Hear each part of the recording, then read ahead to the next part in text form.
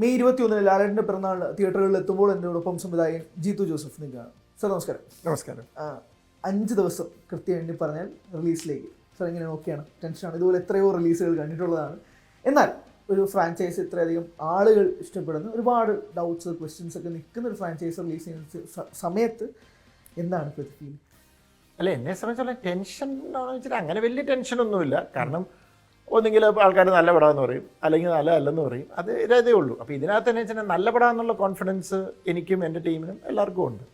പക്ഷേ എപ്പോഴും നമ്മൾ ചെയ്യുന്ന പടങ്ങളിൽ ചിലപ്പോൾ ചിലർക്ക് അഭിപ്രായ വ്യത്യാസങ്ങളുണ്ടാകാം. ഇപ്പോൾ ചില കൈൻഡ് ഓഫ് മേക്കിങ്ങിനകത്ത് അഭിപ്രായ വ്യത്യാസം ഉണ്ടാകും. ഞാൻ ഓരോ സിനിമകളെ എൻ്റെതായ രീതിയിൽ അപ്രോച്ച് ചെയ്യുന്നു, ഞാനത് മേക്ക് ചെയ്യുന്നു. അതിനകത്ത് അഭിപ്രായ വ്യത്യാസമുള്ളവർ പറയും. അപ്പം എന്നെ സംബന്ധിച്ചിടത്തോളം ഈ സിനിമയ്ക്ക് എങ്ങനെയാണോ ആ സിനിമ ഷൂട്ട് ചെയ്യുന്നതെന്ന് ഞാൻ വിശ്വസിക്കുന്നത്, ഞാനതുപോലെ ഷൂട്ട് ചെയ്തു. അതിൻ്റെ ഒരു ഇത് കണ്ടു, ഔട്ട് കണ്ടു. ഞങ്ങൾ ഹാപ്പിയാണ്. നല്ല സിനിമയാണ്. ദൃശ്യം 1 ഇറങ്ങിയപ്പോഴും 2 ഇറങ്ങിയപ്പോഴും എൻ്റെ എല്ലാ സിനിമകളും ഇറങ്ങുമ്പോഴും ഞാൻ പറഞ്ഞു നല്ല സിനിമയാണ്. അതിൻ്റെ ബോക്സ് ഓഫീസ് എൻ്റെ കയ്യിലല്ല. അത് പ്രേക്ഷകർ ഓരോരുത്തർക്കും ഓരോ കാഴ്ചപ്പാടുകളാണ്. അപ്പോൾ അതുകൊണ്ട് അതിൻ്റെ റിസൾട്ട് ഇത് ചെയ്യണം. പിന്നെ എന്നെ സംബന്ധിച്ചിടത്തോളം ദൃശ്യം 3 എന്താണെന്ന് ചോദിച്ചു കഴിഞ്ഞാൽ നല്ല സിനിമയാണെന്നുള്ള ഉത്തമ ബോധ്യം നമുക്ക് കിട്ടി. പിന്നെ ഉള്ളത് എപ്പോഴും പ്രൊഡ്യൂസറെ സർവൈവ് ചെയ്യുക എന്നുള്ളത്. ഇത് പിന്നെ ആദ്യം തന്നെ പ്രൊഡ്യൂസർക്ക് വൻ ലാഭത്തിൽ വന്ന് വലിയൊരു ഓഫറിൽ അത് മേടിച്ചുകൊണ്ട് ആൾക്കാർ മേടിച്ചു. അപ്പോൾ ആ സൈഡും ക്ലിയറായി. ഇനിയിപ്പം ഒരാഗ്രഹം എന്ന് പറയുന്ന ആൾക്കാർ നല്ലതുകൂടെ പറയണമെന്നാണ്. അത് നോക്കാം. അത് 21-ാം തീയതി നോക്കാം. എന്താ പറയുക, ടെൻഷൻ ഭയങ്കര കൂളെന്നല്ല, നമുക്ക് ഇതിൻ്റെ ഒരു ക്യൂരിയോസിറ്റി ഉണ്ട്. ഇതെങ്ങനെയായിരിക്കും ആൾക്കാർ എടുക്കുന്നത്. കാരണം ഇപ്പോൾ ഞാൻ പറയുകയാണ്, ഇപ്പോൾ തൊട്ട് മുമ്പ് ചെയ്ത വലതുദിവസത്തെക്കെല്ലാം ആസ് എ പേഴ്സണൽ ഇതിൽ ഞാൻ ആ സിനിമ ഇതിൽ എനിക്ക് അഭിമാനമുണ്ട്. എൻ്റെ ഫിൽമോഗ്രഫിയിലുള്ളതിലും എനിക്ക് സന്തോഷമുണ്ട്. പക്ഷെ ആൾക്കാർക്ക് ഇച്ചിരി ഭിന്ന അഭിപ്രായം ഉണ്ടായിരുന്നു. അപ്പോൾ അങ്ങനെയൊക്കെ സംഭവിക്കാം. അപ്പോൾ നോക്കാം, ലെറ്റ്സ് സീ എന്താ സംഭവിക്കുന്നത്. അതുകൊണ്ട് I M cool but slightly tensed എന്ന് വേണേൽ പറയാം. ജിത്തു ജോസഫ് ഏത് സിനിമ വെച്ച് കളിച്ചാലും ആളുകൾക്ക് കുഴപ്പമില്ല. ഇപ്പോൾ വലതുവശത്തെ കള്ളം പറഞ്ഞാൽ പോലും ആളുകൾക്ക് അതിനകത്ത് വന്നാൽ പോലും ഇല്ല, ദൃശ്യത്തിൽ കോംപ്രമൈസ് ചെയ്യില്ല, അങ്ങനെ ഒരു വരവ് ഉണ്ടാവില്ല എന്നുള്ളൊരു തോട്ടുണ്ട്. അത് ഉണ്ടാക്കിയെടുത്ത ലെഗസിയാണ്, അല്ലാതെ വരുന്ന കാര്യമല്ലല്ലോ. അതൊരു ബേർഡനായി മാറാറുണ്ടോ എന്ന് ചോദ്യം. എല്ലാ പടങ്ങളെയും ദൃശ്യം വെച്ചിട്ട് കമ്പയർ ചെയ്യുമ്പോൾ ബേർഡൻ ആകുന്നുണ്ട്. അല്ല, അത് എനിക്ക് ഒരിക്കലും മനസ്സിലാകാത്തൊരു കാര്യം. 1-2 എക്സാമ്പിൾ പറയാം. ഇപ്പം ദൃശ്യം മാത്രമല്ല, മെമ്മറീസും കിടക്കും. ഇപ്പം എനിക്ക് കിട്ടിയ എന്നോടൊരു പയ്യൻ വിളിച്ചിട്ട് പറഞ്ഞു, ചേട്ടാ ഞാൻ പടം കണ്ടു, വലതുദിവസങ്ങളുണ്ടായാലും എന്നെ വിളിച്ചിട്ട് പറഞ്ഞു, ഞാൻ എക്സാമ്പിളിന് വേണ്ടി പറയുന്നതാണ്, വിളിച്ചിട്ട് പറഞ്ഞു ഞാൻ പടം കണ്ടു, എനിക്ക് ഭയങ്കരമായിട്ട് ഇഷ്ടപ്പെട്ടു. എൻ്റെ കൂട്ടുകാരനോട് ചോദിച്ചു കഴിഞ്ഞപ്പം അവൻ പറഞ്ഞു മെമ്മറീസ് പോലെ ഒന്നും വന്നിട്ടില്ല എന്ന് പറഞ്ഞു. അപ്പം പുള്ളി ചോദിച്ചു, അതിന് മെമ്മറീസ് പോലത്തെ പടമല്ലല്ലോ ഇത് വേറെ ടൈപ്പ് പടമല്ലേ. അതൊന്നും എനിക്കറിയില്ല, മെമ്മറീസ് പോലെ വന്നിട്ടില്ല. കാരണം പുള്ളിക്ക് മെമ്മറീസ് അത്ര ഇഷ്ടമാണ്. പുള്ളിനെ അത് എൻ്റെ എല്ലാ സിനിമകളെയും അല്ലെങ്കിൽ എവിടെയോ വലതുവശത്തൊക്കെ തന്നെ അതിൻ്റെ ഒരു ഷെയ്ഡ് മീൻസ് നൈറ്റും ഇതും, അതുകൊണ്ട് പുള്ളി ഡയറക്റ്റ്ലി അതിനായിട്ട് അങ്ങ് കണക്ട് ചെയ്തു. ലൈഫ് ഓഫ് ജോസൂട്ടി ഇറങ്ങി പടം ഇതായി കഴിയാൻ പറയും ദൃശ്യം പോലെ വന്നില്ല. ദൃശ്യവും ലൈഫ് ഓഫ് ജോസൂട്ടിയും തമ്മിൽ രണ്ടല്ലേ. പക്ഷെ ദൃശ്യം 1ഉം ദൃശ്യം 2ഉം ദൃശ്യം 3ഉം അത് കമ്പാരിസൺ ആവാം. കാരണം എന്ന് വെച്ച് കഴിഞ്ഞാൽ അതാന്നല്ല, എന്ത് കമ്പാരിസൺ അത് അവരുടെ ചോയ്സ് ആണ്. അത് ചെയ്യുമ്പോൾ അത് 1ഉം 2ഉം 1 ആണോ 2 ആണോ. ഇപ്പം ചിലർക്ക് 2 ഭയങ്കരമായിട്ട് ഇഷ്ടപ്പെട്ടു, ചിലർക്ക് 1 ആണ് ഭയങ്കരമായിട്ട് ഇഷ്ടപ്പെട്ടത്, അങ്ങനെ പറയുന്നവരുണ്ട്. പക്ഷെ ഓവറോൾ അത് രണ്ടും ഏതാണ്ട് ആ ഒരു സ്റ്റാൻഡേർഡ് അല്ലെങ്കിൽ ക്വാളിറ്റി മെയിൻറ്റെയിൻ ചെയ്തു എന്നുള്ളത് കിട്ടി. 3ലേക്ക് വരുമ്പോൾ 3യും അങ്ങനെയായിരിക്കും. അപ്പം ഈ എന്ത് പടം ചെയ്യുമ്പോഴും അതിനെ ദൃശ്യവുമായിട്ടും മെമ്മറീസുമായിട്ടും കമ്പയർ ചെയ്തിട്ട് സംസാരിക്കുന്നത് ഒരു ബേർഡനാണ്. കാരണം I feel it's not fair. ഒരു സിനിമ കാണുമ്പോൾ ഇപ്പം പക്ഷേ അതിനവരെ കുറ്റം പറയാൻ പറ്റത്തില്ല. കാരണം സ്പീൽബർഗിൻ്റെ കുറേ പടങ്ങൾ ഞാൻ കണ്ടിട്ടുണ്ട്. അദ്ദേഹം തന്നെ ടെർമിനൽ എന്ന് പറയുന്ന പടം കണ്ടപ്പോൾ പെട്ടെന്ന് എനിക്ക് പക്ഷേ ഞാൻ ആലോചിച്ചു ടോട്ടലി വ്യത്യസ്തമായൊരു സിനിമയല്ലേ. ആ ആംഗിൾ നോക്കുമ്പോൾ it's A beautiful film, Tom Hanks അഭിനയിച്ച. അപ്പം ഞാൻ ഒരു ഡയറക്ടർ ഇങ്ങനെ എന്ത് ഡിഫറെൻ്റ് ആയിട്ടുള്ള പടം ചെയ്തു. പക്ഷേ മറ്റേ സിനിമ തന്ന ഒരു കൈൻഡ് ഓഫ് ഇതല്ല തന്നത്. പക്ഷെ പടം രണ്ടും 2 ജോണറാണ്. അതിനെ തിരിച്ചറിയുക എന്നുള്ളതാണ്. പക്ഷേ എല്ലാവർക്കും അതിന് സൗകര്യമില്ലെന്ന്. എനിക്ക് ഇങ്ങനത്തെ പടമാണ് ഇഷ്ടം, ഞാനിതാണ് പ്രതീക്ഷിക്കുന്നതെന്നാണ് അവരുടെ സ്വാതന്ത്ര്യമല്ലേ. ഒരു 2000s ശേഷം ഇപ്പോൾ ഡിറ്റക്റ്റീവ് ആയാലും ഇപ്പം മെമ്മറീസ് ആയാലും ദൃശ്യമായാലും ഒരു പുതിയ type of suspense thriller genre Jeethu Joseph പ്രേക്ഷകർക്ക് മുമ്പിൽ വെച്ചതുകൊണ്ടാണ് വേറൊരു സസ്പെൻസ് ത്രില്ലർ ജോണറിൽ സിനിമ വരുമ്പോഴേക്കും ആ ഒരു കമ്പാരിസൺ വരുന്നത്. ജോണർ സെയിമാണ്, സസ്പെൻസ് ത്രില്ലർ ആയിരിക്കാം. ആ ഒരു ജോണർ സെയിം ആകുമ്പോൾ സ്വാഭാവികമായിട്ട് ഈ കമ്പാരിസൺ വരുന്നതിനെ എങ്ങനെ ജഡ്ജ് ചെയ്യാൻ പറ്റും? അല്ല എനിക്കതൊന്നും ചെയ്യാൻ പറ്റുന്നില്ല. ആ കമ്പാരിസൺ അവരുടെ ചോയ്സ് ആണ്. ഇപ്പം ഞാനൊരു സിനിമയെ കാണുമ്പോൾ ഇപ്പം ഞാൻ ഈ പറഞ്ഞ പോലെ എനിക്ക് വേണമെങ്കിൽ സ്പീൽബർഗിൻ്റെ ആ പടവും ടെർമിനലും വെച്ചിട്ട് ടെർമിനലും ഞാൻ അങ്ങനെയാണ് ചിന്തിക്കുന്നെങ്കിൽ ഞാനങ്ങനെയാണ് ചിന്തിക്കുന്നത്, അത് എൻ്റെ ചിന്തയാണ്. പക്ഷെ ഞാനത് ഒരു ഫിലിം മേക്കർ ആയതുകൊണ്ടും ഇതുകൊണ്ടും ഞാൻ അതിനെ രണ്ട് രീതിയിൽ കണ്ടു. ചിലർ അങ്ങനെ കാണും. ഇപ്പം ലൈഫ് ഓഫ് ജോസൂട്ടിയെ കുറിച്ച് അന്ന് ഇതുപോലെ ഒത്തിരി പേര് വന്നു, നല്ല സിനിമയാണ്. ഇപ്പം താങ്കൾ തന്നെ പറഞ്ഞു താങ്കൾക്ക് ഭയങ്കര ഇഷ്ടമാണ്. അപ്പം അത് ഓരോരുത്തരുടെ ചോയ്സാണ്. പിന്നെ ചിലർ അത് ടൈപ്പ് ഓഫ് വ്യൂവേഴ്സ് അല്ലേ, മനസ്സിലായി, ഓരോ കാഴ്ചപ്പാടും. പിന്നെ ഒരാൾക്ക് ഒരാളിൽ നിന്ന് ഇങ്ങനത്തെ ടൈപ്പ് ഓഫ് സിനിമകൾ ആഗ്രഹിക്കുന്നു അല്ലെങ്കിൽ പ്രതീക്ഷിക്കുന്നു എന്ന് പറയുന്നത് നമുക്ക് കുറ്റം പറയാൻ പറ്റത്തില്ല. അപ്പം എന്നോട് ചിലർ പറയും, ഏതോ ഞാൻ നുണക്കുഴി ചെയ്ത് കഴിഞ്ഞപ്പം എനിക്ക് വലിയ ആഗ്രഹം ഇടയ്ക്ക് ഹ്യൂമർ സിനിമയൊക്കെ ചെയ്യണം. എന്നോട് വിളിച്ചിട്ട് പറഞ്ഞു, ചേട്ടൻ ഇങ്ങനത്തെ പടമൊന്നും ചെയ്യരുത്. എൻ്റെ പൊന്നു തന്നെ അങ്ങനെ പറയരുത്, ഞാൻ ഇനിയും ഇങ്ങനത്തെ പടം ചെയ്യും.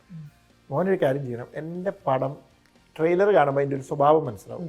അപ്പോൾ ത്രില്ലർ അല്ല, സസ്പെൻസ് അല്ല എന്ന് പറഞ്ഞാൽ പിന്നെ മോനെ തിയേറ്ററിൽ വരാതിരിക്കുക, അല്ലെങ്കിൽ പിന്നെ ചിലപ്പോൾ എന്നോട് ദേഷ്യമോ പ്രൈറ്റേഴ്സോ അത് ഒഴിവാക്കണമെങ്കിൽ അതേ മാർഗ്ഗമുള്ളെന്ന് പറഞ്ഞു. As A film maker, as A story teller എനിക്ക് പല ജോണേഴ്സ് എക്സ്പ്ലോർ ചെയ്യണമെന്നുണ്ട്.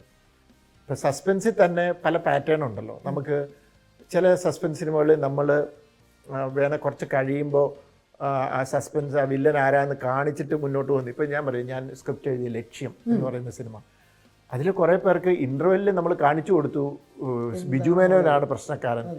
അപ്പം സെക്കൻഡ് ഹാഫ് ഞാനന്ന് കൺസീവ് ചെയ്തതെന്ന് വെച്ച് കഴിഞ്ഞാൽ ഒരേ ഹാൻഡ് കഫിൽ ഇന്ദ്രനും ബിജു കൊണ്ട് നടക്കുമ്പോൾ ബിജുവിനൊരു ടെൻഷനുണ്ട്, ഇവന് എന്നെ കൊല്ലാൻ നടക്കുന്നെന്ന് പറയുന്നത്. അത് എക്സ്പ്ലോർ ചെയ്യാനാണ് ഞാൻ ശ്രമിച്ചത്. പക്ഷെ കുറച്ച് പേര് വന്നിട്ട് പറഞ്ഞു, പക്ഷെ ഞങ്ങൾ വിചാരിച്ചു ക്ലൈമാക്സിൽ എന്തോ ട്വിസ്റ്റ് ഉണ്ടെന്ന്. മനസ്സിലായി. അപ്പം അത് ഓരോരുത്തരുടെ കാഴ്ചപ്പാടും അവരെ സിനിമയെ എങ്ങനെ എടുക്കുന്നു എന്നുള്ളതാണ്. എനിക്കൊന്നും ചെയ്യാൻ പറ്റത്തില്ല, അത് വിധിയുടെ ഭാഗമാണ്. അത് ഞാൻ അതുമായിട്ട് പൊരുത്തപ്പെടുക. സ്വന്തമായിട്ടൊരു സ്ക്രിപ്റ്റ് എഴുതുന്നതും വേറൊരു സ്ക്രിപ്റ്റ് റൈറ്ററിനെ ആശ്രയിക്കുന്നതിൻ്റെയും അഡ്വാൻറ്റേജസും ഡിസഡ്വാൻറ്റേജസും എന്താ തോന്നിയിട്ടുള്ളത്? സ്വന്തമായിട്ട് ചെയ്യുമ്പോൾ ഒരു ഗുണം എന്താണെന്ന് വെച്ച് കഴിഞ്ഞാൽ ഓൾറെഡി അത് സ്റ്റോറി ഡെവലപ്പ് ചെയ്ത് സ്ക്രീൻ പ്ലേ വർക്ക് ചെയ്ത് ഫുൾ ബൗണ്ട് സ്ക്രിപ്റ്റ്, ഞാനെപ്പോഴും ബൗണ്ട് സ്ക്രിപ്റ്റിൽ ഷൂട്ട് ചെയ്യുന്ന ഒരാളാണ്, എഡിറ്റഡ് സ്ക്രിപ്റ്റിൽ. വേറെ ചേഞ്ചസ് ഒന്നും അതിൽ വരില്ല ഓൺ പ്രൊഡക്ഷൻ? ചിലപ്പോൾ വരും, നല്ല ഇത് വന്നാൽ അപ്പം മാറ്റും എന്നല്ല, പക്ഷെ അങ്ങനെ കൂടുതൽ വരാറില്ല. അപ്പോൾ ആ സ്വന്തം സ്ക്രിപ്റ്റിൽ അത് ആ സ്ക്രിപ്റ്റ് എഴുതി ലോക്ക് ചെയ്ത് കഴിയുമ്പോഴത്തേക്കും അതെൻ്റെ മനസ്സിൽ ഷൂട്ട് ചെയ്ത് കഴിഞ്ഞു. വിഷ്വലി ഞാനത് ഷൂട്ട് ചെയ്ത് കഴിഞ്ഞു.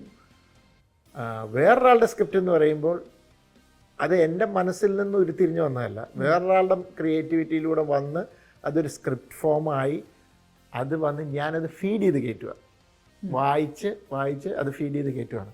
അവിടെ എനിക്ക് പല കാര്യങ്ങളും അഭിപ്രായ വ്യത്യാസം ഉണ്ടാകും.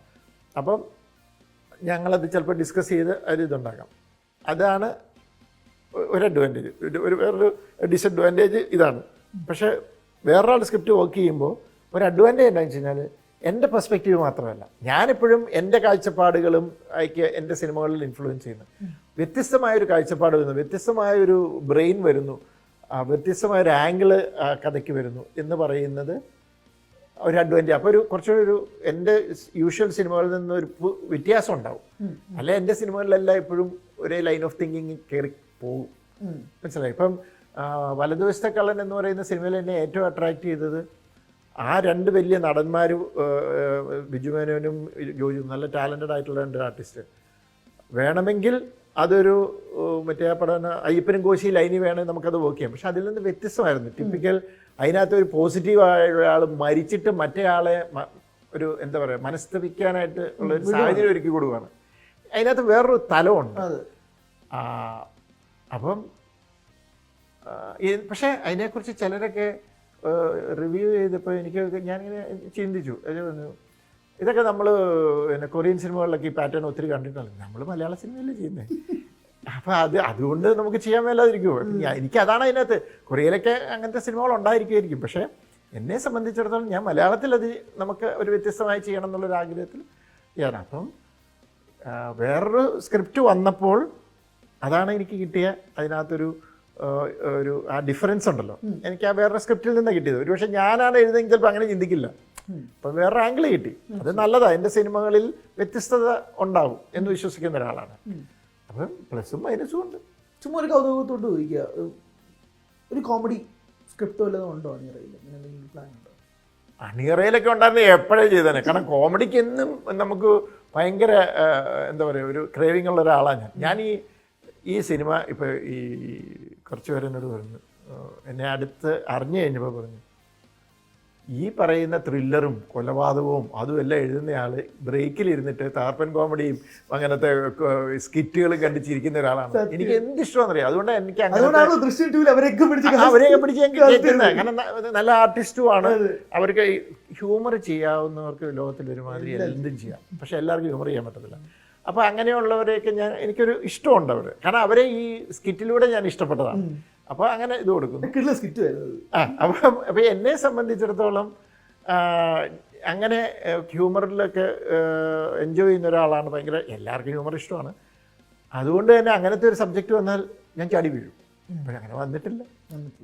ഈ ലേബലിംഗ് ആണോ പ്രശ്നമായിട്ട് തോന്നിയത്? അതിനിപ്പോൾ പറഞ്ഞിട്ട് കാര്യമില്ല. ലേബലിംഗ് ആയിപ്പോയി. ആകാതിരിക്കാനാണ് ഞാൻ ഡിക്റ്റേറ്റീവ് കഴിഞ്ഞപ്പം മമ്മി ആൻമി എന്ന് പറഞ്ഞ സിനിമ ചെയ്ത് 2.5 കൊല്ലം നടന്നിട്ട്. കാരണം അന്നേരം എൻ്റെ കയ്യിലും മെമ്മറീസിൻ്റെ സ്ക്രിപ്റ്റ് ഇരിക്കുകയാണ്. ഞാൻ മെമ്മറീസ് മാറ്റി വെച്ചിട്ട് മമ്മി ആൻമി ചെയ്തത് ലേബലാവാതിരിക്കാനാണ്.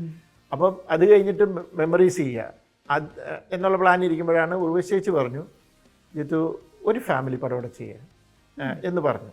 അങ്ങനെ വന്നാണ് അതിൻ്റെ ഇടയ്ക്ക് മൈ ബോസ് കയറി വന്നത്. അത് കഴിയുമ്പോൾ മെമ്മറീസ് ചെയ്യുന്നു. ദൃശ്യം അന്ന് വേറൊരാൾക്ക് വേണ്ടി എഴുതി വെച്ചേക്കുന്നത്.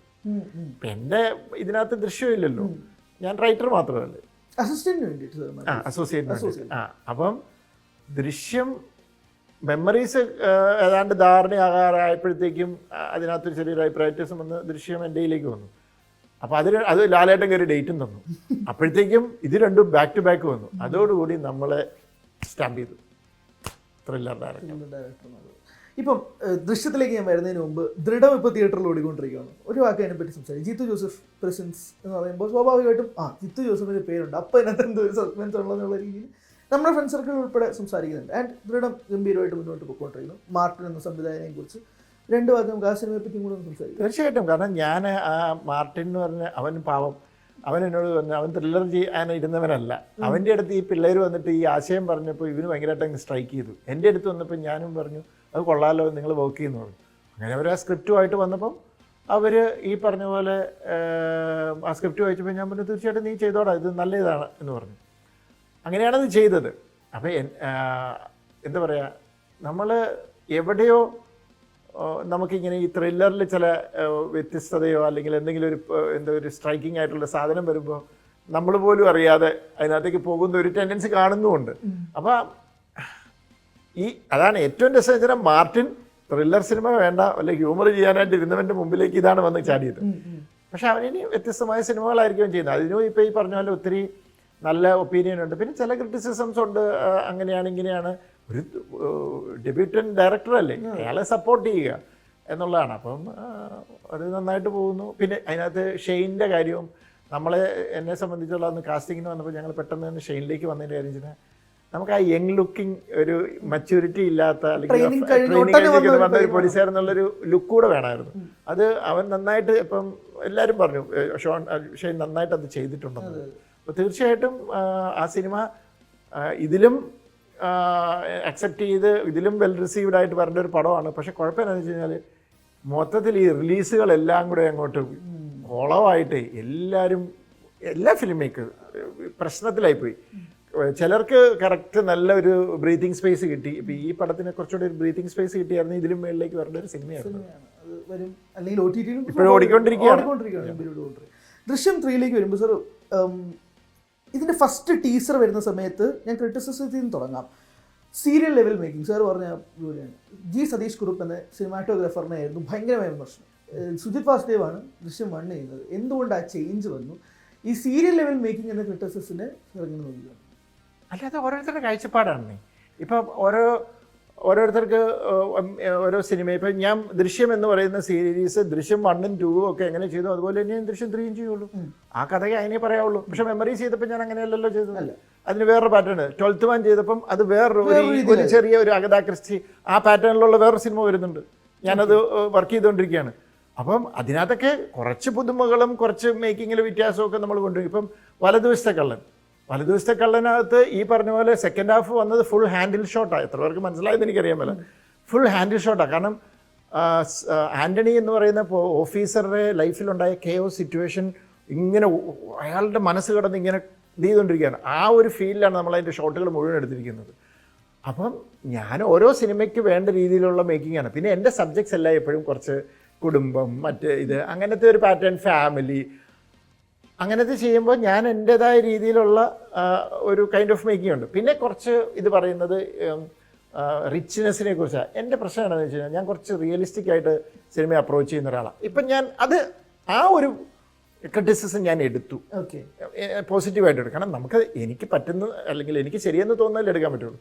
ആൾക്കാർക്ക് കുറച്ചുകൂടെ അതിൻ്റെ ഒരു വൈബ്രൻ്റ് ആയിട്ടുള്ള ഒരു എസ്തെറ്റിക്കലി അല്ലെങ്കിൽ വേറൊരു എന്താ പറയുക അതിൻ്റെ ഒരു വിഷ്വലി ഒക്കെ കുറച്ചുകൂടെ നല്ല രീതിയിൽ ഇരിക്കുന്നത് അല്ലെങ്കിൽ നന്നായിട്ട് കാണുന്നത് ആഗ്രഹമുള്ളതുകൊണ്ട്. അല്ലെങ്കിൽ എന്താണെന്ന് അറിയാം, ഞാനിപ്പം ഒരു പോലീസ് സ്റ്റേഷനിലേക്ക് ചെല്ലുമ്പോൾ ഒരു ആർട്ട് ഡയറക്ടർ വന്നിട്ട് നമുക്കത് അങ്ങനെ എങ്ങനെയാണെന്ന് പറഞ്ഞപ്പോൾ ഞാൻ പറഞ്ഞില്ല, യഥാർത്ഥത്തിൽ പോലീസ് സ്റ്റേഷൻ അങ്ങനെയല്ലല്ലോ, യഥാർത്ഥത്തിൽ പോലീസ് സ്റ്റേഷൻ ഇങ്ങനെയല്ലേ. ഈവൻ വലതുദിവസത്തെ കള്ളലിന് പോലും കുറച്ചൊന്ന് അതിനെ ഒന്ന് ഗ്ലോറിഫൈ, ഐ മീൻ വേറൊരു രീതിയിലുള്ള സെറ്റിങ്ങാണ്. അപ്പോൾ അവിടെ അന്ന് ലോക്കൽ CI അവിടെ വന്നു, ലൊക്കേഷൻ കാണാൻ കയറി വന്നിട്ട് അയ്യോ ഞങ്ങളുടെ CI റൂമൊന്നും ഇങ്ങനെയല്ല കേട്ടോ എന്ന് പറഞ്ഞു. അപ്പം ഞാൻ ഓർത്ത അയ്യോ പാളിപ്പോയോ. പക്ഷേ എനിക്കെപ്പോഴും അങ്ങോട്ടൊരു ടെൻഡൻസി ഉണ്ട്, മനസ്സിലായോ. പക്ഷേ മറ്റേതൊരു വിഷ്വൽ മീഡിയ അല്ലേ, അപ്പം അത് എന്ന് പറയുന്ന പലരും പറഞ്ഞപ്പോൾ ഞാൻ അങ്ങനെ കുറച്ച് പതുക്കെ മാറ്റി ചിന്തിച്ചു. പിന്നെ ഇപ്പോൾ വേറെ പല സിനിമകളിൽ കാണുന്ന ഭയങ്കര ഷോട്ടുകളുടെയും വലിയ കളികളുടെയും അങ്ങനത്തെ ഒരു കൈൻഡ് ഓഫ് സിനിമ ചെയ്യുമ്പോൾ ഞാൻ അങ്ങനത്തെ രീതിയിലുള്ള മേക്കിങ്ങിലേക്ക് പോകും. അത് ഓരോരുത്തർക്കും ഓരോ രീതിയുണ്ട്. അഭിപ്രായ വ്യത്യാസം ഉള്ളവർക്ക് പറയാമല്ലോ, അത് അവർക്ക് പറയും, അവർ എന്തോ ചെയ്യല്ലോ. പക്ഷെ അത് പറഞ്ഞുകൊണ്ടൊന്നും ഓർത്തുകൊണ്ടൊന്നും എനിക്കൊരു കൺവിക്ഷനുണ്ട്, ഞാൻ ആ കൺവിക്ഷനിലേ പോവുള്ളൂ. പിന്നെ വേറൊരു കാര്യമുണ്ട്, നമ്മൾക്കിപ്പം 100 പേര് ഒരു കാര്യം പറഞ്ഞാൽ സ്വാഭാവികമായിട്ട് തോന്നാത്തവർക്കും അത് തോന്നി തുടങ്ങും. അങ്ങനെ ഒരു ഫാക്ടറുണ്ട്. അല്ല അത് വരുമായിരിക്കും. പക്ഷേ എൻ്റെ പ്രശ്നം എന്താണെന്ന് വെച്ച് കഴിഞ്ഞാൽ, ഇപ്പം താങ്കളൊരു സിനിമ സംവിധാനം ചെയ്യുമ്പോൾ താങ്കളുടെ കാഴ്ചപ്പാടിൽ താങ്കൾക്ക് സിനിമ ചെയ്യാൻ പറ്റുള്ളൂ. താങ്കൾ പറഞ്ഞ സിനിമ ചെയ്യുമ്പോൾ ഞാൻ ജിത്തു ജോസഫിനെ പോലെ സിനിമ ചെയ്യാൻ പറ്റില്ല. അപ്പോഴേ താങ്കൾക്കൊരു ഐഡൻറ്റിറ്റി ഉള്ളൂ. അതുകൊണ്ട് ഞാനതിനെ അങ്ങനെ എടുക്കുന്നില്ല. ക്രിറ്റിസിസം ഇതിൽ മാത്രമല്ല, പല രീതിയിലുള്ള ക്രിറ്റിസിസംസ് ഉണ്ട്. പറയട്ടെ, അത് എല്ലാ ഫിലിം മേക്കറും പൊളിറ്റീഷ്യൻസ് ആയി ഏത് ഫീൽഡിലാണെങ്കിലും എല്ലാവരും ക്രിറ്റിസിസം ഫേസ് ചെയ്യണം. നമ്മളത് ഫേസ് ചെയ്ത് തന്നെ പോകും. അതിനകത്ത് നല്ലതുണ്ടെന്ന് തോന്നുന്നത് നമ്മളെടുക്കും, ശരിയാണെന്ന് തോന്നുന്നത് നമ്മളെടുക്കും. എനിക്ക് ശരിയല്ലാത്ത എനിക്ക് ചെയ്യാൻ പറ്റത്തില്ല. ദൃശ്യം 2 എടുക്കുന്ന സമയത്ത്, ദൃശ്യം 1 എടുക്കുമ്പോൾ ഒരിക്കലും എൻ്റെ സീക്വൽ പ്ലാൻ ഇല്ലായിരുന്നല്ലോ. 2 എടുക്കുന്ന സമയത്ത് 1 ഞാൻ ഇത് ഇട്ടില്ലായിരുന്നെങ്കിൽ എനിക്ക് 2ന് സ്ക്രിപ്റ്റിംഗ് പ്രോസസ്സ് കുറച്ചുകൂടെ എളുപ്പമായെന്ന് എന്ന് തോന്നിയ ഏതെങ്കിലും മൊമെൻ്റ് ഉണ്ടോ? അതായത് നമ്മൾക്ക് അന്ന് സീക്വൽ ഒരു പ്ലാൻ ഇല്ലാത്തത് കൊണ്ട് 2 ഇരിക്കുന്ന സമയത്ത് 1 ഞാൻ ഇത് ഇട്ടില്ലായിരുന്നെങ്കിൽ വേണമെങ്കിൽ എനിക്ക് ആ റൂട്ട് പിടിച്ച് 2 പിടിച്ച് പോകാമായിരുന്നു എന്ന് തോന്നിയ ഏതെങ്കിലും മൊമെൻ്റ് ഉണ്ടോ? എനിക്ക് തോന്നുന്നത് അങ്ങനെയൊന്നും. പക്ഷേ മേ ബി അത് എഴുതിക്കൊണ്ടിരുന്നപ്പോൾ വല്ലതൊന്നുമില്ല. പക്ഷേ എനിക്ക് ഫേവറബിൾ ആയിട്ടൊരു സാധനം വന്നു, പുള്ളി പേപ്പർ നോക്കുന്നത്. അത് കിട്ടി. അത് കിട്ടിയപ്പോൾ അത് വെച്ചിട്ട് ഞാൻ കണക്ട് ചെയ്തു. ചിലപ്പം മേ ബി ഇത്രയും വർഷമില്ല അത് എഴുതിയിട്ട്. അത് ഞാൻ 20 എഴുതിയതാണ്. അപ്പോൾ ആ സമയത്ത് ചിലപ്പോൾ അതിന് ഞാൻ ഓർക്കുന്നില്ല, എന്തൊക്കെയോ ഉണ്ടായിരുന്നു എന്ന് തോന്നുന്നു. കാരണം അന്നത്തെ നമ്മൾ പല ചിന്തകളിലൂടെ പോകുമ്പോൾ അതിന് കണക്ട് ചെയ്യാൻ പറ്റിയല്ലോ, ആ ചിന്ത വിടുമല്ലോ. അപ്പോൾ അത് ഞാൻ വിട്ടുപോയി. ചിലപ്പം തീർച്ചയായിട്ടും ഉണ്ടാവും. കാരണം 2ൽ അത് 1ൽ നിന്നുള്ളതല്ല, 2ൽ ചെയ്യാത്ത മലയാളത്തിൽ ചെയ്യാത്ത പറഞ്ഞാൽ ഞാൻ തെലുങ്ക് ചെയ്തു. അത് ചെയ്തു. പക്ഷെ 1ൽ പെട്ടെന്ന് ഓർക്കുന്നില്ല. പിന്നെ 1ലുള്ളത് വെച്ചിട്ട് അങ്ങ് കണക്ട് ചെയ്തതാണ്. ഈ 2ലെ 3യുടെ അനൗൺസ്മെന്റ് അനൗൺസ്മെന്റ് എന്നല്ല ഞാൻ പറയുന്നത്, 2021 മെയ്യിൽ ഒരു ഇന്റർവ്യൂവിൽ ഫിലിം കമ്പാനിയാണെന്ന് തോന്നുന്നു, അവിടെയാണ് സാറ് ഒരു മാധ്യമത്തിലൂടെ ഒന്ന് പറയുന്നത് ദൃശ്യം 3യുടെ ക്ലൈമാക്സ് എൻ്റെ കയ്യിലുണ്ട്, അത് ലാൽ സാറിനോട് പറയുമ്പോൾ ലാൽ സാർ എക്സൈറ്റഡ് ആയി എന്നുള്ളതാണ്. ആ 21 നിന്ന് 26 വരെ നിൽക്കുന്നുള്ള ജേർണിയിൽ അതേ ക്ലൈമാക്സുമായിട്ടാണോ പ്രൊസീഡ് ചെയ്തേക്കുന്നത്? അതിൽ നിന്ന് ബാക്കിലോട്ടാണോ സ്ക്രിപ്റ്റ് പ്രോസസ്സ് നടത്തിയേക്കുന്നത്? ബേസിക്കലി 2 കഴിഞ്ഞ് ഞങ്ങൾ ലാൽ സാറിൻ്റെ വീട്ടിൽ കണ്ടത്. അത് ഞങ്ങൾ താഴെ വന്ന് പുറത്ത് വന്ന് ഇങ്ങനെ സംസാരിച്ചുകൊണ്ടിരുന്ന് കഴിഞ്ഞപ്പം ലാൽ സാർ എന്നോട് ചോദിച്ചു, ഇങ്ങനെ ഇതൊരു 3ലേക്ക് അങ്ങനെ എന്തെങ്കിലും സാധ്യതകളുണ്ടോ ഈ സബ്ജക്റ്റിന് എന്ന് ചോദിച്ചു. ഞാൻ പറഞ്ഞു അതെനിക്കറിയില്ല സാറ്, പക്ഷേ 3 ഒരു അവസാനിക്കുകയാണെങ്കിൽ ഏതാണ്ട് അത് ഇങ്ങനെ ആയിരിക്കണം എന്നും പറഞ്ഞു ഞാനൊരു ആശയം പറഞ്ഞു. അത് കൊള്ളാമല്ലോ എന്ന് പറഞ്ഞു. അപ്പം ഇപ്പം ആ ആശയത്തിലൂടെയാണ് ക്ലൈമാക്സ് വന്നിരിക്കുന്നത്. പക്ഷെ അതിന് തന്നെ 2 സെക്ഷനുണ്ട്. ഇപ്പം അത് നിങ്ങൾ പടം ഇറങ്ങി കഴിഞ്ഞിട്ട് സംസാരിക്കും. ആ 3യുടെ ഇപ്പം ചെയ്ത ക്ലൈമാക്സിന് 2 തലമുണ്ട്, അല്ലെങ്കിൽ 2 സെക്ഷനുണ്ട്. അതിൽ ഒരു സെക്ഷനാണ് അല്ലെങ്കിൽ ഒരു തലമാണ് ഞാൻ ലാൽ സാറിനോടൊന്ന് പറഞ്ഞത്. മറ്റേ ഇതെന്ന് പറയുന്നത് പിന്നീട് നമ്മളതിനെക്കുറിച്ച് 3യെക്കുറിച്ച് ആലോചിച്ചപ്പം ഉരുത്തിരിഞ്ഞ് വന്നതാണ്. അപ്പോൾ അതിലൂടെ എൻ്റെ മറ്റേ ആശയത്തിൽ ഞാൻ എത്തി. അതാണ് സംഭവം. ഇപ്പം ഈ ദൃശ്യത്തിന് 3 എൻ്റെ പ്രൊഡക്ഷനിലാണ്. സാധാരണ എനിക്ക് എത്ര അറിവുണ്ടെന്ന് എനിക്കറിയത്തില്ല, എന്നാലും ഞാൻ ജസ്റ്റ് ചോദിക്കുകയാണ്. ഏറ്റവും വലിയ ഇപ്പോൾ കമ്പനി അവിടെ പനോരമ സ്റ്റുഡിയോസ് വരുന്നു, ഇവിടെ വന്ന് ബാഗ് ചെയ്യുന്നു എന്ന് പറയുമ്പോഴേക്കും മലയാളത്തിന് അതൊരു പുതുമയാണ്. ഇത്രയും വലിയൊരു കമ്പനി അവിടെ നിന്ന് എടുക്കുക എന്ന് പറയുന്നത്. അതിൻ്റെ റേറ്റ്സ് തന്നെ കുറേ കേട്ടിട്ടുണ്ട്. ഞാൻ 150 തൊട്ട് 360 കോടി വരെയുള്ള റേറ്റുകൾ കേട്ടിട്ടുണ്ട്. എന്താണ് ആക്ച്വലി അവിടെ നടന്നത്? അവരെങ്ങനെയാണ് ഇങ്ങോട്ട് വന്നത്? ഇതെന്താ ഇതിൻ്റെ അണിയറ നടന്നത്? അല്ലെ, 1ഉം 2ഉം അവർ തന്നെയാണ് ചെയ്തത്. ഓക്കെ. അപ്പോൾ 3 വന്നപ്പം അവർ തുടക്കത്തിൽ അവരിത് ഒന്നിച്ച് റിലീസ് ചെയ്യുന്നതിൻ്റെ സാധ്യതയെക്കുറിച്ച് ആദ്യം ചോദിച്ചു. എല്ലാ ഭാഷയും ലൈക്ക് ഹിന്ദി മലയാളം അല്ല, ഹിന്ദി മലയാളം ആകുമ്പോൾ സ്വാഭാവികമായിട്ട് തെലുങ്ക് അല്ലെങ്കിൽ തെലുങ്ക് ചെയ്യേണ്ടി വരും. അപ്പോഴത്തേക്കും ഞങ്ങൾക്ക് അതിനകത്തൊരു അഭിപ്രായ വ്യത്യാസം ഉണ്ടായിരുന്നു. അപ്പോൾ ഇത് കഴിഞ്ഞിട്ട് അതിനെക്കുറിച്ച് ചർച്ചകളെല്ലാം കഴിഞ്ഞ് കഴിഞ്ഞപ്പോൾ ഞാൻ ആദ്യം സ്ക്രിപ്റ്റ് എഴുതി കഴിഞ്ഞപ്പോൾ തന്നെ എനിക്കും ഒരു കാര്യം ഉറപ്പായിരുന്നു, അത് പ്രാക്ടിക്കലി നടക്കില്ല എന്നുള്ളത്. കാരണം നമ്മളുടെ മലയാള ഓഡിയൻസ് പോലെയല്ല നോർത്ത് ഇന്ത്യൻ ഓഡിയൻസ്. ഇപ്പം നമുക്ക് ലാലേട്ടൻ എന്ത് ചെയ്യുന്നു, അവർക്ക് അജയ് ദേവൻ എന്ത് ചെയ്യുന്നു, എന്തൊക്കെ ചെയ്യുന്നു, എന്തൊക്കെ അവരെ കാണുന്നതിനൊക്കെ ഓരോ ഇതുണ്ടല്ലോ. അതുകൊണ്ട് തന്നെ അവർക്ക് ഇത് അതേപോലെ ചെയ്യാൻ പറ്റുമോ എന്നുള്ളത് എനിക്ക് സംശയം ഉണ്ടായിരുന്നു. അപ്പം ഞാനത് സ്ക്രിപ്റ്റ് അവർക്ക് കൊടുത്തു. അവരിവിടെ വന്ന് കൊച്ചി വന്നിരുന്നു, അതിൻ്റെ ഇംഗ്ലീഷ് വേർഷൻ വായിച്ചപ്പോൾ അവർക്ക് പറഞ്ഞു ടോട്ടാലിറ്റിയിൽ അവർക്ക് സംഭവം ഇഷ്ടപ്പെട്ടു. പക്ഷേ ചില ഏരിയകളിൽ ഞങ്ങൾക്കൊന്ന് മാറ്റം, കൾച്ചറൽ പ്രശ്നങ്ങൾ കൊണ്ട് അതെപ്പോഴും റീമേക്കിങ്ങിൽ കുറേ മാറ്റങ്ങൾ വരുത്തുന്നുണ്ട്. അപ്പോൾ അവരതിനെക്കുറിച്ച് ഡിസ്കസ് ചെയ്തപ്പം അവർ പറഞ്ഞു ഞങ്ങൾക്ക് അങ്ങനെ ഒരു മാറ്റാൻ ചെയ്യണം എന്നാണ് ആഗ്രഹം. ഞങ്ങൾ പറഞ്ഞു ഓക്കെ. അപ്പം തന്നെ നമ്മൾ പറഞ്ഞിരുന്നല്ലോ ഒന്നിച്ച് റിലീസ് പറ്റില്ല എന്നുള്ളത്. അപ്പോൾ തന്നെ അവർ നിങ്ങൾ റിലീസ് ചെയ്ത് കഴിഞ്ഞിട്ട് ഒരു 6 മാസം കഴിഞ്ഞിട്ട് ഞങ്ങൾ റിലീസ് ചെയ്യുന്നുള്ള ധാരണയിൽ പിരിഞ്ഞു. അപ്പോൾ അവരവരുടേതായ വർക്കുകളും കാര്യങ്ങളുമായിട്ട് അതിനകത്ത് ചേഞ്ചസും ഒക്കെ ആയിട്ടിരുന്നു. ഇത് കഴിഞ്ഞ് നമ്മളിവിടെ ഷൂട്ട് ചെയ്തുകൊണ്ടിരുന്നു വന്ന് ഇതിൻ്റെ കുറേ സംഭവങ്ങൾ കണ്ട് ഇത് കഴിഞ്ഞപ്പോൾ ഇവർ വന്നിട്ട് പറഞ്ഞു ഞങ്ങളിതങ്ങ് വാങ്ങിക്കട്ടെ എന്ന് ചോദിച്ചു. ഞങ്ങൾക്കിത് ഫുള്ള് മേടിച്ചാൽ കൊള്ളാമെന്നുണ്ട് നടക്കുക. അപ്പോൾ അതിനകത്ത് സ്പോട്ടും ഇതും നമുക്ക് നമ്മുടെ ഇങ്ങനെ കുറച്ച് മ്യൂസിക് നമുക്ക് നേരത്തെ തന്നെ ഉണ്ടാവും. ഇപ്പം നേരൊക്കെ ഷൂട്ട് ചെയ്തപ്പം ലൊക്കേഷനിൽ ഇരുന്ന് തന്നെ ആ അവസാനം ലാൽ സാർ ഇറങ്ങി പോകുന്ന ഷോട്ടില്ലേ, അത് മ്യൂസിക്, അതിൻ്റെ ഒറിജിനൽ മ്യൂസിക് ഇട്ട് ഞങ്ങൾ കണ്ടായിരുന്നു ലാപ്ടോപ്പിൽ എന്ന് പറഞ്ഞ പോലെ നമ്മൾ ഇതാണ്. അപ്പോൾ ഇവർക്ക് ഈ കഥയെ അറിയാം, അതെങ്ങനെ വന്നിട്ടുണ്ടെന്നുള്ളതായിരുന്നു ഇവർക്കൊരിത്. അവരിത് കണ്ടു കഴിഞ്ഞപ്പോൾ എന്തോ ആൻ്റണിയോട് വന്നിട്ട് അവരിത് വാങ്ങിക്കുന്നതിൻ്റെ താല്പര്യം, അങ്ങനെ ഒരു ഡീലിനെ കുറിച്ച് എന്തോ സംസാരിച്ചു. അപ്പം ആൻ്റണിക്ക് നല്ലൊരു ഡീൽ വന്നപ്പം ആൻ്റണി അത് ഇത് ചെയ്തു. അപ്പം അവർ ബേസിക്കലി തിയേറ്ററിക്കലും OTT ആ ബിസിനസ് എല്ലാം കൂടി എടുത്തിരുന്നത്. അതിൻ്റെ റീമേക്ക് റൈറ്റ്സും എല്ലാം നമ്മുടെ തന്നെയാണ്. തിയേറ്ററിക്കൽ അതിൽ തന്നെ ഡബ്ബിംഗ് ഒക്കെ ആൻ്റണിയുടെ കയ്യിൽ തന്നെയാണ്. ഡബ്ബിംഗ് റൈറ്റ്സും ഒക്കെ അതൊക്കെ ആൻ്റണിയുടെ കയ്യിലാണ്. അപ്പോൾ ആദ്യം സത്യം പറഞ്ഞാൽ ഞാൻ ഓർത്തു ഇവർ ചിലപ്പം ഇത് മേടിച്ചിട്ട്, ഹിന്ദിയല്ല ഇഷ്ടംമാതിരി പൈസയൊക്കെ ഉള്ളതല്ലേ, അവർ മേടിച്ചിട്ട് മലയാളം OTT കൊടുക്കാതെ വെച്ച് അങ്ങനെ വല്ലോ എന്നിട്ട് ഹിന്ദി ഇറങ്ങിക്കുമ്പോൾ ഒന്നിച്ചു കൊടുക്കാനോ അങ്ങനെ വല്ല പ്ലാനാണോ ഒന്നും അറിയില്ലായിരുന്നു. അങ്ങനെ വല്ല ഇതിന് വേണ്ടിയിട്ടാണ് മേടിക്കുന്നതൊക്കെ ഞാൻ കരുതി. പക്ഷെ അതൊന്നുമല്ല, അവരതിൻ്റെ OTT എല്ലാം ഇത് ചെയ്തു. അവർക്ക് ജെനുവൻലി ആ സിനിമയിൽ ഒരു താല്പര്യവും വിശ്വാസം വന്നപ്പോൾ അവരങ്ങനെ വിലയ്ക്ക് മേടിച്ചു. അത്രേ ഉള്ളൂ. ആമസോണിൻ്റെയും ഒരു പോസ്റ്റ് വന്നിരുന്നല്ലോ, ഞങ്ങളാണ് ഇതിൻ്റെ. അതെന്താണെന്ന് വെച്ച് കഴിഞ്ഞാൽ അവർക്ക് എന്തോ ഫസ്റ്റ് റേറ്റ് ഓഫ് റിഫ്യൂസൽ എന്തോ ഉണ്ടായിരുന്നു. അപ്പോൾ അത് അവർ തമ്മിൽ സംസാരിച്ചപ്പം അതിനകത്ത് എന്തോ ഒരു കൺഫ്യൂഷൻ വന്നപ്പോൾ അവരൊരു സേഫ്റ്റിക്ക് വേണ്ടി ഇട്ടെന്നേ ഉള്ളൂ. വലിയ കാര്യമൊന്നും അതവർ ഒരു ലീഗൽ ഇതിൻ്റെ ഭാഗമായിട്ട് ചുമ്മാ ഇട്ട് വെച്ചതേ ഉള്ളൂ. അത് അങ്ങനെ വലിയ പ്രശ്നങ്ങളൊന്നും ഉണ്ടായിട്ടൊന്നുമില്ല. കൂടുതൽ വാർത്തകൾക്ക് News 18 Keralam YouTube channel subscribe ചെയ്യുക.